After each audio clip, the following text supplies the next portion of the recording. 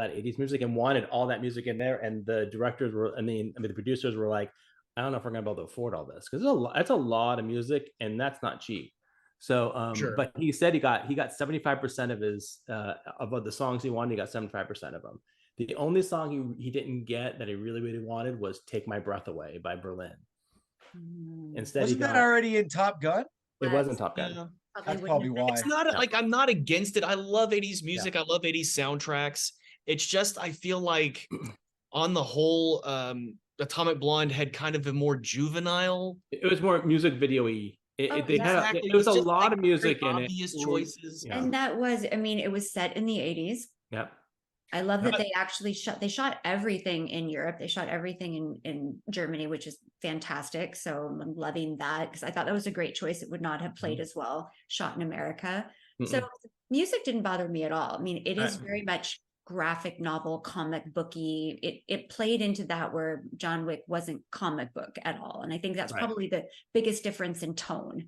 Totally. I will say it didn't bother me watching it when we watched it, but then when I watched it back in clips and every clip was that same thing, I guess it was just way more apparent. Yeah. Well, it makes it look like music videos, basically. Yeah. You know, because that's all you're watching, and I get that. I can see that because you're like, okay. I miss Like, I music love videos. fantasy. I love music videos. Yeah. Yeah. And one thing that marries these two films together is the stunt choreography.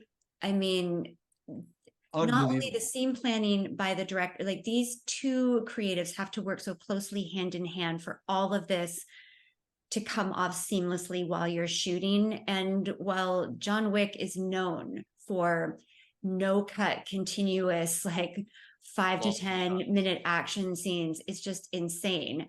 I was wondering about the best fight sequence in Atomic Blonde. That's the one that's seemingly 10 minutes shot in that building in Berlin. And it was not one shot. It was probably 40 different shots, but just seamlessly edited together. There was some CGI work in there and some swish pans that kind of, there was some door frames that kind of gave you like a vertical place to cut the film. So I thought that was really smart because it, Well done.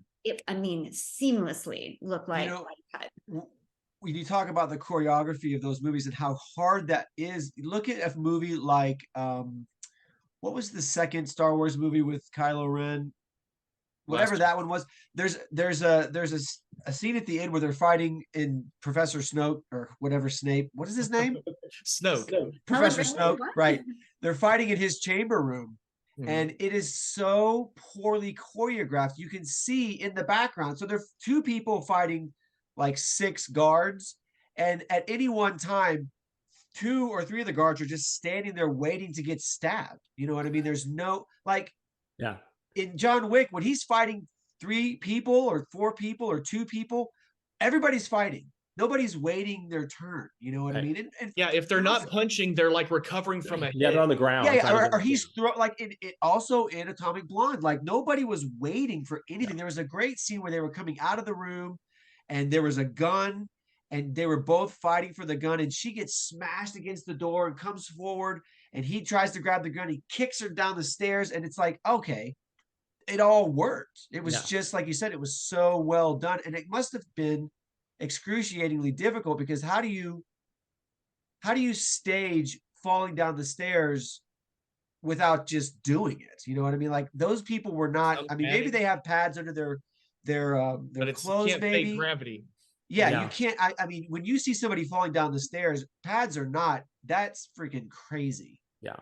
What about the scenes in John Wick? And this seems to be like a running thread through, well, I've only seen 2 John Wick films, the first one and the fourth one, but both of them had like continuous camera tracking John Wick through a club scene, nightclub, a very sexy dancing, and then John gets thrown over a balcony in both movies and just like smashes on his back.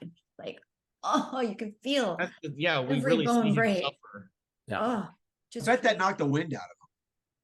And the 4, I mentioned this, I was talking to some friends the other day about like part 4 in the scene where he has to go up the stairs again. It's so freaking good. Like you really feel that he earns his victory. Like I did not think that they could find more ways to thwart his efforts to get to the top of that hill in number 4. I'm like, my God, they did not. And it John is, Wick you're right, series- it's amazing to choreograph something like that. I mean, I can't even imagine, because it's not like a dance. It's like, you know, that's something separate. This is like hand-to-hand combat. You're flipping, you're falling, there's things breaking, there's props, there's all this stuff, and they go on, like you said, forever. So it's like, how do you, I mean, it is amazing how they can get that done, and it looks so real and so Painful. so well put together. And Yeah. that's what I really love about the John Wick movies, is that they have that, but they back it up with like a good script, good writing, Yeah. good story. Right. The even John though- Wick franchise is my oldest son's favorite movie franchise. Fair enough. That's when we were looking for something to watch this weekend. We did. He was like, "What about John Wick?" Dylan hasn't seen it, and I had already downloaded Anchorman, which was also very good.